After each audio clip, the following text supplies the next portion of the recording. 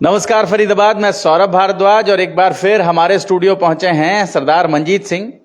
देश दुनिया के विख्यात कवि हैं और एक बार फिर विदेश यात्रा पर जा रहे हैं। हमारी ओर से मंगल कामनाएं हैं उनके लिए, शुभकामनाएं। कौन सी 53वीं यात्रा है? हाँ, ये 53वीं। नमस्कार सौरभ जी और नमस्कार वॉइस ऑफ फरीदाबाद के श्रोताओं को, दर्शकों को। ये 53वीं है। वो जैसे कहते हैं ताश की गड्डी, तो एक ताश की गड्डी पूरी हो गई 52 की, अब ये 53वीं है। और यूनाइटेड के 52 हफ्ते पूरे हो गए। यूनाइटेड अरब अमीरात देश की ये सिल्वर जुबली है, एक तरह से 25वीं यात्रा है। अच्छा। और दुबई की 24वीं है। दुबई की 24वीं है, अमीरात की यूएई की 25वीं है और वैसे 53वीं यात्रा है। दुनिया भर में जाते रहते हैं, भारत का परचम लहराते रहते हैं, भारत के बारे में, भारत की आप समझ लें मेधा जो है, भारत का ज्ञान जो है, उसे वहां परोसते रहते हैं और हमारे शहर का नाम रोशन करते रहते हैं। तो मंजीत जी, इस बार क्या रहेगा वहां, आयोजन क्या रहेगा? आयोजन इंडिया क्लब है वहां, तो उनका कार्यक्रम है। पहली बार उन्होंने कवि सम्मेलन का ये शुरुआत की थी और पिछले साल सुरेंद्र शर्मा जी थे, सुरेश अवस्थी जी थे हमारे साथ। और वो उनका हॉल उस समय छोटा था क्योंकि उनके लिए पहला प्रायोगिक कार्यक्रम था। और अब उन्होंने एक बड़े हॉल के अंदर को वहाँ कार्यक्रम ये किया है।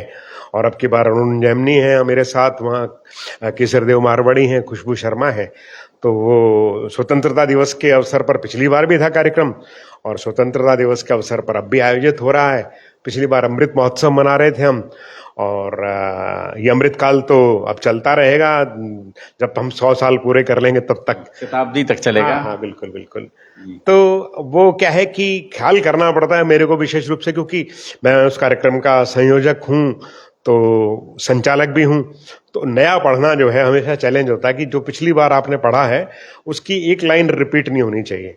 तो देश में तो हम ख्याल नहीं करते इस बात का ज्यादा, कहीं ऐसी जगह जरूर ख्याल करते हैं। जैसे मैं पिछले दिनों 30 जुलाई को दैनिक जागरण का कार्यक्रम था सिलीगुड़ी में, और उसके एक सप्ताह बाद 6 अगस्त को कार्यक्रम था कोर्टयार्ड मैरियट में, और रेडियो मिस्ट्री और खबर समय जो है वहाँ के जो संस्थान है उनकी तरफ से।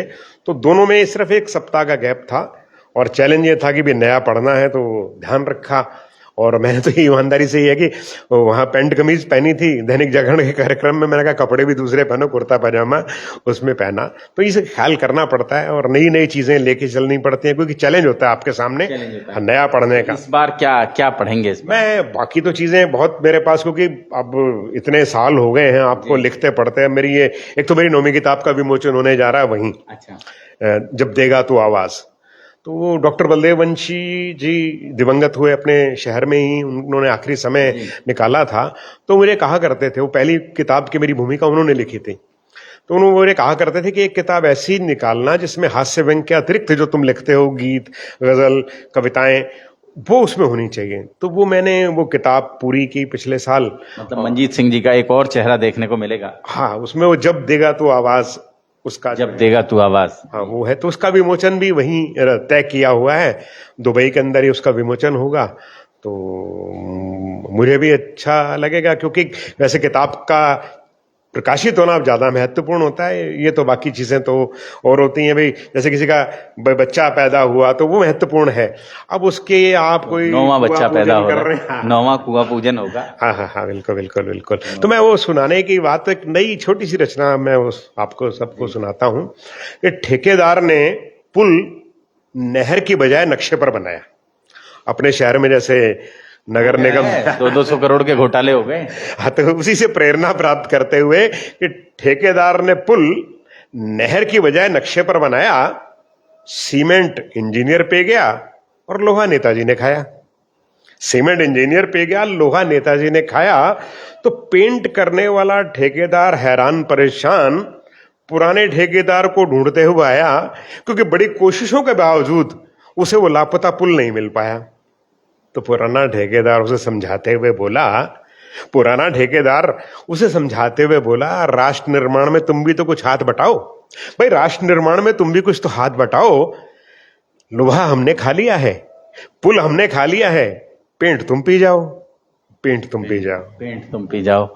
और फरीदाबाद आप सोचें, इस परिस्थिति में जैसे इस शहर के हालात हो गए हैं, इससे बढ़िया कोई रचना नहीं हो सकती जो मंजीत जी ने हमारे साथ शेयर की है, आप सभी के साथ शेयर की है। मंजीत जी, हमारी ओर से बहुत बहुत शुभकामनाएं। ये यात्रा आपकी पुरानी सभी यात्राओं की तरह बहुत अच्छी हो, सुखद हो और अच्छी यादों के साथ आप वहां से लौटें। उस देश में हमारे शहर की अच्छी छाप छोड़कर आए, ऐसी हमारी मंगल कामना है। बहुत बहुत धन्यवाद। नमस्कार, बहुत बहुत धन्यवाद, शुक्रिया।